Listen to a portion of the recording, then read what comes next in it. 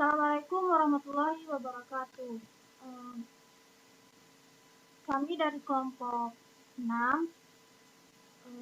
yang beranggotakan saya sendiri, Anissa Rahmidina, dan 2 orang teman saya, Agus Faizal dan Cecep Abdul. Nah, di sini kelompok kami akan menyampaikan tentang struktur dan pola kalimat serta pembagiannya. Nah, di sini saya akan menyampaikan tentang pengertian kodiah dan pembagiannya. Nah, kodiah sendiri itu dalam bahasa Arab itu disebut gramatika, dan dalam bahasa Indonesia itu kalimat. Nah, kodiah adalah qaulun mufidun, pernyataan yang sempurna. Yahtamilu as-sidqa wal kizba lizatihi. Nah, yang isinya itu mengandung kemungkinan benar atau salah. Nah, kodiah ini juga disebut jumlah khobariyah yang mengandung kebenaran dan kesalahan dan bisa diketahui benar tidaknya itu dengan penelitian atau eksperimen. Nah, contohnya itu tahun depan saya akan menamatkan sekolah saya atau pelajaran saya. Nah, pernyataan tersebut disebut kodiah karena penamatan itu mungkin bisa terjadi atau tidak terjadi. Nah, ada juga sebuah contoh Allah itu maujud atau ada. Nah, dan Nabi Muhammad itu utusan Allah. Nah, untuk memastikan kebenarannya itu harus ada yang mengatakan dan membuktikan kebenarannya kepada kita, atau kita sudah mengitikadkannya terlebih dahulu bahwa Allah itu ada dan Nabi Muhammad itu utusan Allah. Nah, selanjutnya pembagian kodiah. Nah, setiap kodiah itu terdiri dari 3 unsur. Yang pertama itu maudu'. Atau dalam bahasa Indonesia itu disebut subjek. Nah, dalam ilmu nahwu maudu' itu disebut mubtada, fa'il atau naibul fa'il. Nah, atau dari segi proses pengambilan keputusan itu disebut mahkum alaih. Nah, yang kedua ada mahmul atau predikat. Nah, predikat mahmul ini dalam ilmu nahwu juga disebut khobar atau fi'il. Dan dari segi pengambilan keputusan itu juga disebut al-mahkum bih. Nah, yang ketiga itu robitoh. Nah, robitoh itu penghubung. Nah, penghubung ini berupa kata ganti, domir munfasil, yang menghubungkan antara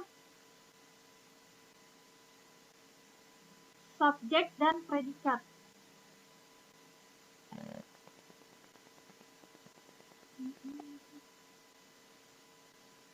Nah, contohnya itu Zaid itu berdiri.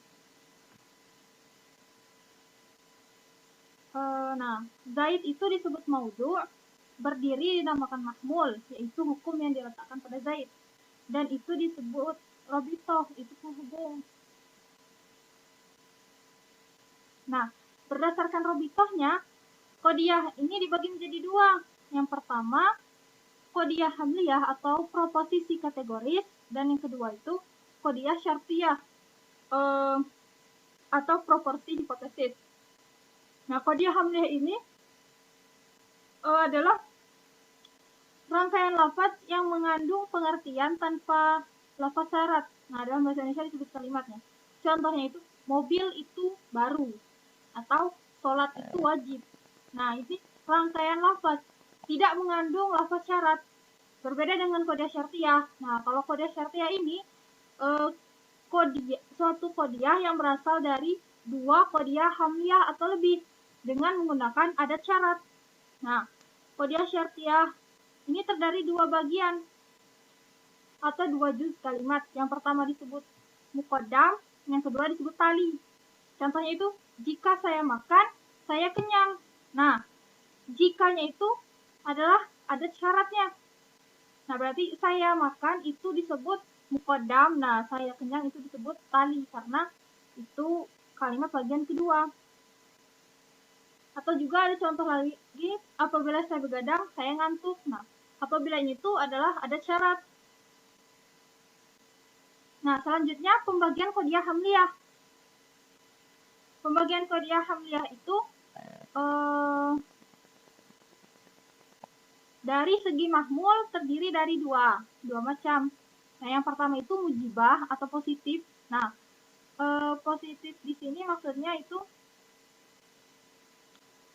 yaitu tidak ada kata tidak, maksudnya tidak. Nah, yaitu menetapkan berlakunya mahmul kepada maudhu'. Contohnya itu Nabi Muhammad utusan Allah. Nah, Nabi Muhammad itu maudhu', nah Allah itu mahmul. Jadi Allah itu berlaku dengan kata Nabi Muhammad. Nah, jadi itu menetapkan berlakunya mahmul kepada maudhu'. Nah, jadi Allah itu iya benar mengutus Nabi Muhammad. Nah, yang kedua itu salibah, yaitu negatif, yaitu meniadakan. Jadi tetapnya mahmul dari maudhu' itu ditiadakan. Jadi Indonesia bukan negara maju. Jadi negara maju itu tidak ditetapkan untuk Indonesia. Gitu.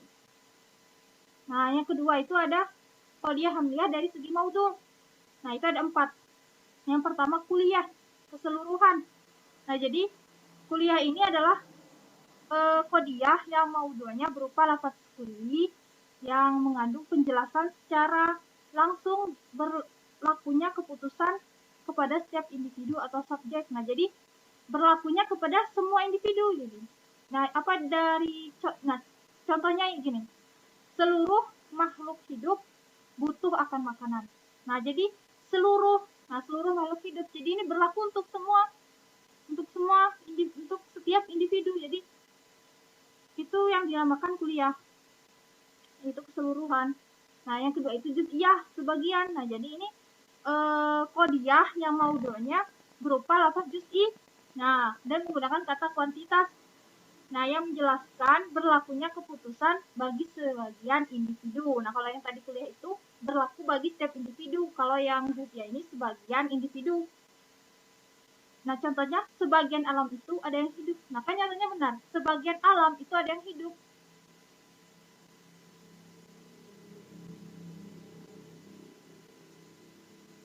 Yang ketiga itu syakhsiyah, pribadi atau individu tertentu. Nah, kodiahnya itu subjeknya itu pribadi tertentu. Contohnya, Sauki adalah mahasiswa terpuji.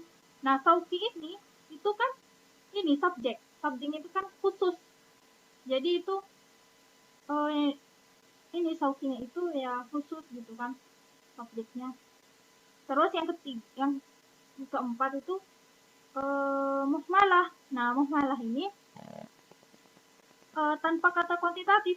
Nah, yaitu qadiyah yang maudhu'nya lafaz kulli dan tidak menggunakan kata yang menjelaskan berlakunya keputusan kepada setiap individu atau subjek. Nah, maksudnya di sini dalam kalimat muhmalah ini, nah tidak menggunakan kata menjelaskan berlakunya untuk siapa. Contohnya nih, manusia itu dapat belajar bahasa. Nah, kan manusia, jadi tidak dijelaskan gitu berlakunya itu untuk siapa. Kan manusia itu dapat belajar bahasa, jadi kan bisa saja siapa gitu kan. Nah, terus ada juga pembagian sur qadiyah hamliyah. Nah, sur qadiyah hamliyah ini ada 4.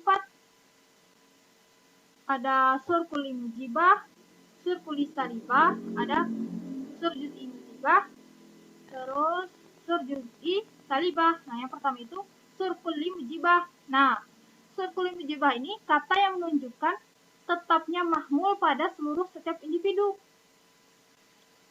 Nah, mahmulnya itu ini apa sih namanya?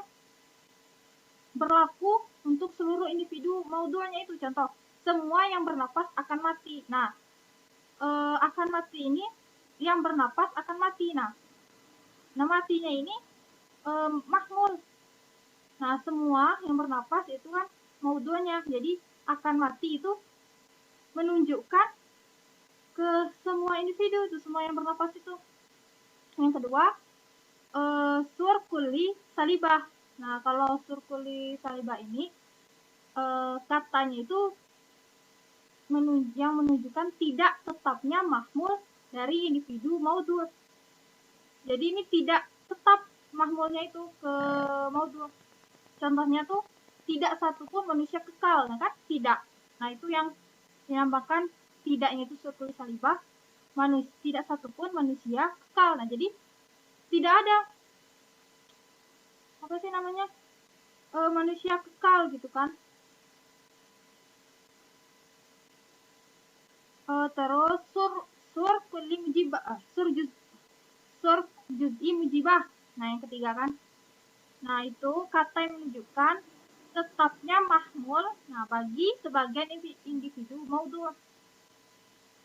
Contohnya itu sebagian tanaman tumbuh di darat. Nah tumbuh di darat itu mahmulnya.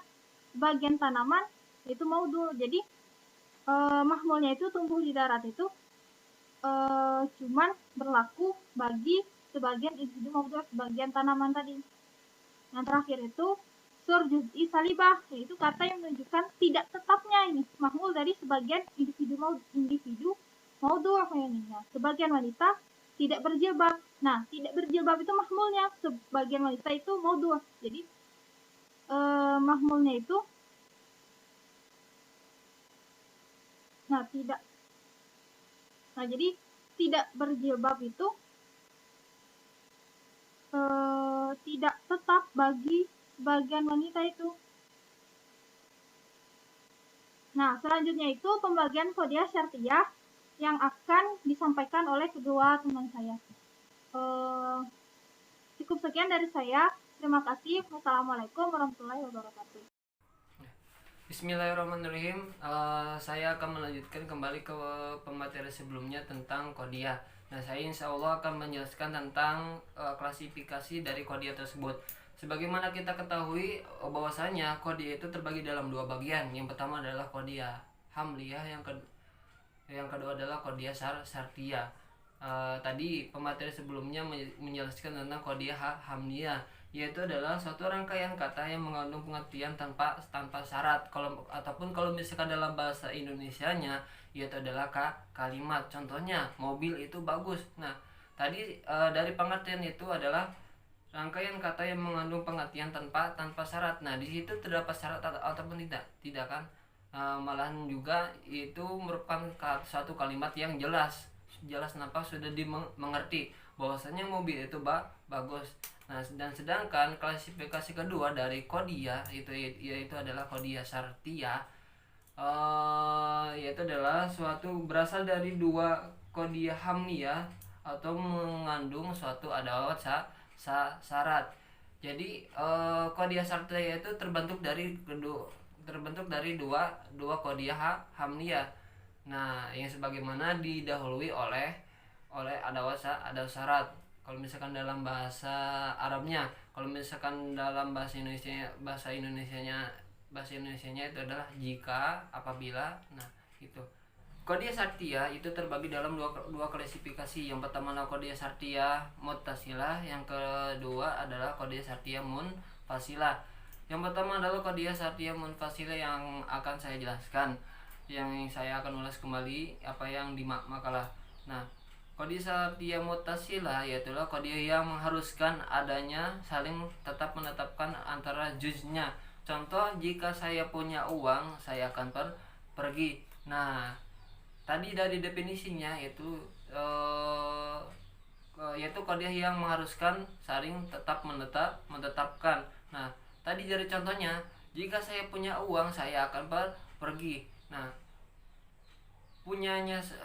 saya punya uang itu saya akan pergi, itu akan saling menetapkan. Jika tidak punya uang berarti tidak pergi. Nah, begitu. Ngerti kan contohnya? Ya, yang kedua dan juga kodiah syartiyah muttasilah itu terbagi dalam 5 bagian, 5 aspek. Yang pertama adalah mujibah, salbiyah, luzumiyah, ittifaqiyah, dan juga sur. Nah, dari klasifikasi kodiah syartiyah muttasilah yang 5 itu, yang pertama adalah kodiah syartiyah muttasilah mujibah, yang sebagaimana definisinya adalah Kode yang keterkaitan antara tali dan mukodamnya merupakan kelaziman dari contoh di atas. Jika saya punya uang, saya akan pergi. Berarti aku akan pergi bila mana aku punya uang. Sudah dijelaskan. Nah, yang kedua adalah kodiah syartiyah mutasila salbiyah. Kalau misalkan di bahasa Indonesia kan berarti yang kalimat yang menggunakan negatif. Berarti tinggal ditambahkan lafadz yang negatif. Berarti jika saya tidak punya uang, saya tidak akan pergi. Nah, lalu antara kodiah syartiyah mutasila mujibah dan juga kodiah syartiyah mutasila salbiyah itu terbagi lagi dalam 4 bagian, dalam 4 unsur. Nah, yang pertama adalah yaitu ke dalam mahsuso, yang kedua adalah kuliah, yang ketiga adalah juz'iyah, yang keempat adalah muhmalah. Nah, yang pertama yaitu adalah mujibah mahsuso dan juga salbiyah mahsuso, berarti yang mahsusonya. Nah, mujibah mahsuso itu adalah muqaddam dan juga talinya terdapat keterkaitan dalam keadaan waktu tertentu. Nah, garis bawah keadaan tertentu. Yang salbiyah yang mujabah mahsuso. Nah, sedangkan salbiyah mahsuso adalah keterkaitan antara muqaddam dan juga talinya tidak terkait dalam waktu tertentu. Contoh, mujibah mahsuso. Jika saya belajar bersungguh-sungguh tahun ini, maka saya akan lulus dalam ujian. Nah, tahun ini, garis bawahi tahun ini. Tahun itu adalah merupakan sesuatu waktu dari kelaziman antara muqaddam dan juga talinya. Jika saya belajar sungguh-sungguh tahun ini, maka saya akan lulus ujian. Nah, tahun ini saya akan belajar bersungguh-sungguh, maka saya akan lulus ujian. Gitu. Jadi antara muqaddam dan juga talinya itu terhubung dalam satu kurun waktu satu tahun. Ya, sebagaimana imbasnya itu akan lulus ujian. Nah, yang kedua adalah contoh kedua dari salbiyah mahsuso. Berarti keterkaitan antara muqaddam dan juga talinya tidak terkait dalam waktu tertentu. Contohnya, tidaklah kalau hari ini terus hujan, saya akan bepergian. Nah, yang namanya hujan itu tidak dapat dikira-kira, bisa terjadi kapan saja. Nah, makanya masuk ke dalam contoh salbiyah mahsuso. Yang kedua adalah mujibah kuliah dan juga mujibah salbiyah kuliah, berarti dalam bagian kuliahnya. Nah, apa itu mujibah kuliah? Mujibah kuliah adalah muqaddam dan juga talinya terdapat keterkaitan dalam segala situasi dan juga kondisi. Di garis bawahi yaitu antara muqaddam dan juga talinya terkait dalam suatu situasi dan juga kondisi. Nah, dan juga berarti kebalikannya dari salbiyah kuliah, yaitu antara muqaddam dan juga talinya tidak terkait dalam satu situasi dan juga kondisi. Kalau misalkan dicontohkan, setiap makhluk hidup yang bernapas akan mati. Lalu contoh kedua dari salbiyah kuliah adalah tidaklah kalau tiap orang belajar negara akan mundur, berarti kebalikannya dari mujibah kuliah. Kalimat negatif dari mujibah kuliahnya. Lalu klasifikasi ketiga dari mujibah dan juga salbiyah adalah yang bagian juz'iyahnya. Berarti ada dua, salbiyah mujibah juz'iyah dan juga salbiyah juz'iyah. Apa itu mujibah juz'iyah? Mujibah juz'iyah adalah muqaddam dan juga talinya terdapat keterkaitan sebagian waktu yang tidak tertentu. Nah, bisa digaris bawahi adalah terdapat keterkaitan sebagian waktu yang tidak tertentu. Kalau misalkan dicontohkan, mujibah juz'iyahnya adalah kadang-kadang bila turun hujan saya tidur ya. Apa yang digaris bawahi yaitu adalah yang turun hujannya. Yang namanya hujan itu waktu yang turun tidak diduga-duga dan juga pasti dalam suatu hari hanya beberapa jam. Makanya masuk kepada juz'iyahnya. Lalu yang bagian kedua adalah salbiah juz'iyah. Apa itu salbiah juz'iyah? Berarti lawan dari mujibah juz'iyahnya. Yang negatif adalah mukodam dan juga talinya tidak terdapat keterkaitan beberapa waktu yang tidak tertentu. Kalau misalnya dicontohkan, tidaklah setiap orang menganggur jadi bodoh gitu. Nah, yang nomor 4 yaitu adalah bagian muhmalah. Mujibah muhmalah dan juga salbiah muhmalah. Apa itu mujibah muhmalah? Mujibah muhmalah adalah mukodam dan juga talinya tidak terdapat keterkaitan kondisi atau waktu tertentu. Nah, sebaliknya salbiah muhmalah adalah antara mukodam dan juga talinya tidak terkait antara waktu dan juga kondisi tertentu gitu. Dicontohkan mujibah muhmalah, manusia bila belajar akan pintar. Nah, yang namanya orang belajar itu pasti tidak terkait dengan waktu, tidak terbatas gitu.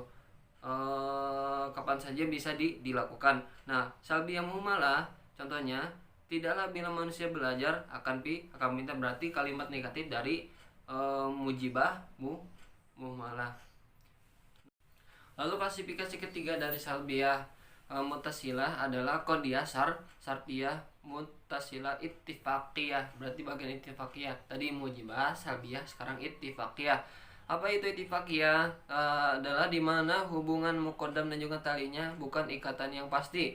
Contoh, bila ibu tidak di rumah, saya akan nonton. Nah, antara ibu di rumah dan juga saya akan nonton itu tidak terkait dengan ikatan yang pasti. Yang namanya orang nonton itu tidak kapan saja bisa dilakukan, tidak harus ibu harus keluar ataupun kemana-mana gitu ya. Makanya masuk kepada ittifaqiyah. Yang keempat adalah qadiyah syartiyah mutasilah luzumiyah. Apa itu luzumiyah? Adalah antara muqaddam dan juga talinya terdapat keterkaitan yang niscaya di garis bawah ini niscaya. Contohnya, bila besi dipanaskan maka akan mengembang. Nah, kalimat kedua yang talinya maka besi akan mengembang. Nah, di situ besi bila dipanaskan akan mengembang. Nah, itu ada keniscayaan ataupun suatu kejadian yang akan datang terjadi itu. Besi bila dipanaskan akan meleleh, mengembang, akan mencair gitu kan. Nah, bagian kelima dari qadiyah syartiyah mutasilah adalah sur qadiyah syartiyah mutasilah. Apa itu sur qadiyah syartiyah mutasilah? Adalah suatu lafaz yang memberi pengertian ukuran keadaan tertentu pada qadiyah. Bisa digaris bawah adalah lafaz yang memberikan pengertian kepada qadiyah. Kalau misalkan di sini ada 4 pembagiannya, yaitu ada 2 pembagiannya, yaitu kuliah dan juga juz'iyah. Nah, setiap kuliah dan juga juz'iyah itu ada mujibah dan juga salbiah, berarti dikali 2 kali 2 berarti 4 pembagian dari sur qadiyah syartiyah mutasilah. Yang pertama adalah mujibah kuliah. Kalau misalkan dari contoh lafadznya adalah lafadz kullama, mahma, mata, kullama setiap kali, mahma bagaimanapun, mata bila manapun. Nah, kalau misalnya dicontohkan, apabila setiap bangsa mendalami ilmu pengetahuan, maka bangsa itu akan maju. Nah, di garis bawahnya lafadz apabilanya. Nah, apabila itu termasuk ke dalam mujibah kuliah. Nah, yang kedua adalah salbiah kuliah. Apa itu lafadznya? Lafadznya itu laisatil bintu. Kalau misalkan di bahasa Indonesia kan ada tidak sekali-kali. Nah, contohnya tidak sekali-kali apabila setiap bangsa itu mendalami ilmu pengetahuan, maka keadaan bangsa akan mundur gitu. Nah, di garis bawahi lafadznya, lafadz sur qadiyah syartiyah mutasilah, yaitu tidak sekali-kali. Nah, salbiah tersebut juga adalah merupakan kalimat negatif. Nah, bagian ketiga adalah juz'iyah mujibah. Apa itu juz'iyah mujibah? Apa itu lafadz juz'iyah mujibah? Yaitu lafadz qad yakunu. Kalau misalkan di bahasa Indonesia kan adalah kadang-kadang akan berlaku. Dicontohkan, dalam bahasa Indonesia. Kadang-kadang bila hujan lebat turun di suatu daerah maka terjadi banjir. Di garis bawahi, kadang-kadang bila hujan lebat turun. Nah, kadang-kadang itu termasuk ke dalam juz'iyah mujibahnya. Karena kadang-kadang itu sebagian tidak tertentu dalam satu hari, bisa 1 jam, 2 jam ataupun sebagainya. Nah, lalu bagian keempat adalah juz'iyah salbiyah, berarti kalimat negatif dari juz'iyah mujibah. Apa itu lafadznya?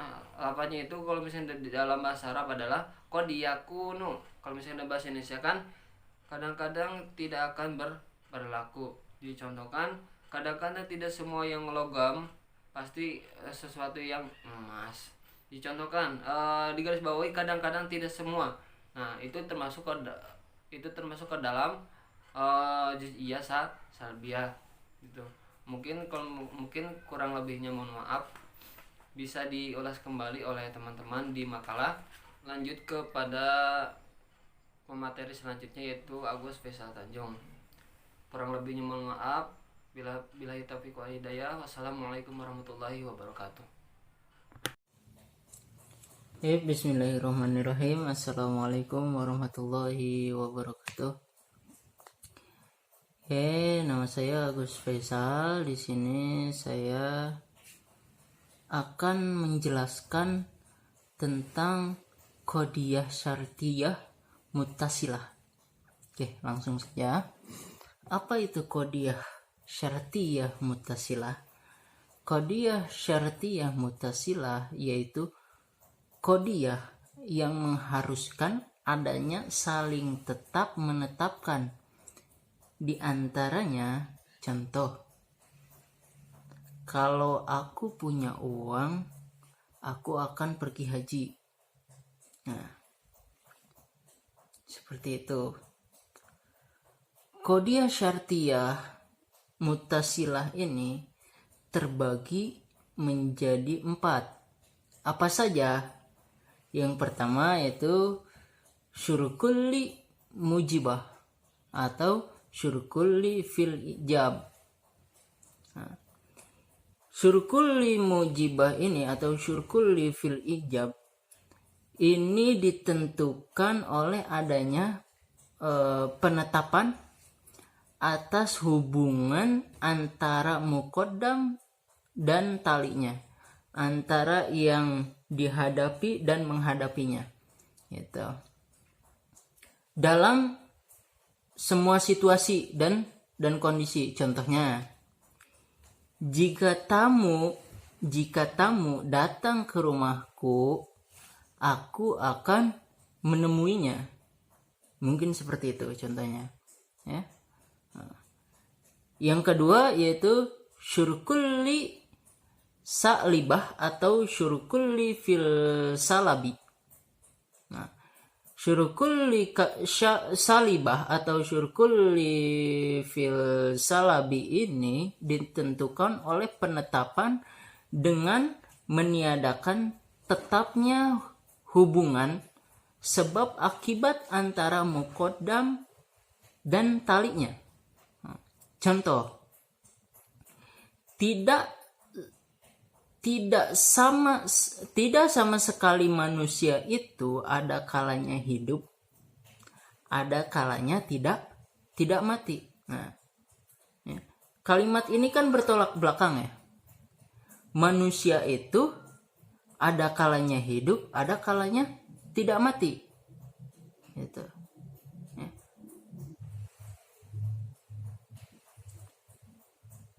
Yang ketiga yaitu syur juz'i mujibah atau syurkul li juz'i fil ijab.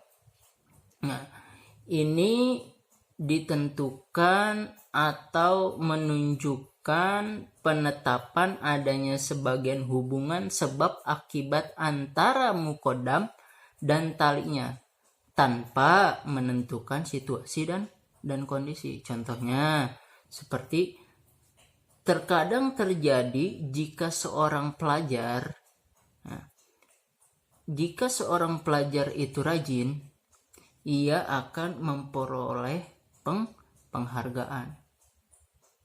seperti itu. Yang keempat, yang terakhir, yaitu surul juz'i salibah atau surul juz'i fil salabi. Nah, ini ditentukan dengan menunjukkan tetapnya sebagian dengan memindahkan tetapnya hubungan sebab akibat antara muqaddam dan talinya tanpa menentukan situasi dan kondisi. Contohnya, terkadang tidak terjadi manusia berilmu mengamalkan ilmunya. Gitu. Kan bisa saja terjadi ya. Orang yang berilmu itu tidak mengamalkan ilmunya, bisa saja terjadi. Tapi ini bertolak belakang. Nah, dipandang dari segi berlawanan, muqaddam dengan talinya terbagi menjadi dua. Nah, yang pertama itu inadiyah. Inadiyah adalah qadiyah syartiyah munfasilah yang berlawanan atau tidak berlawanan. Muqaddam dan talinya berlaku dengan sendirinya. Contoh, ada kalanya benda itu hitam dan ada kalanya putih. Tidak diketahui benda tersebut apa. Seperti itu. Yang kedua itu ittifaqiyah. Ittifaqiyah ini adalah qadiyah syartiyah munfasilah yang berlawanan atau tidaknya muqaddam dan talinya tidak berlaku dengan sendirinya.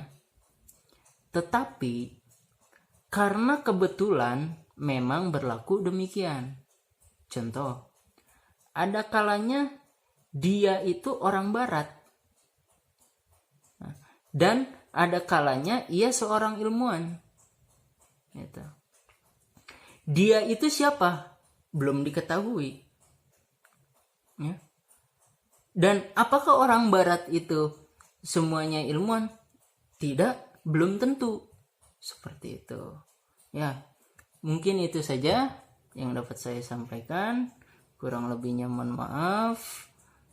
Semoga teman-teman sekalian mengerti apa yang saya sampaikan.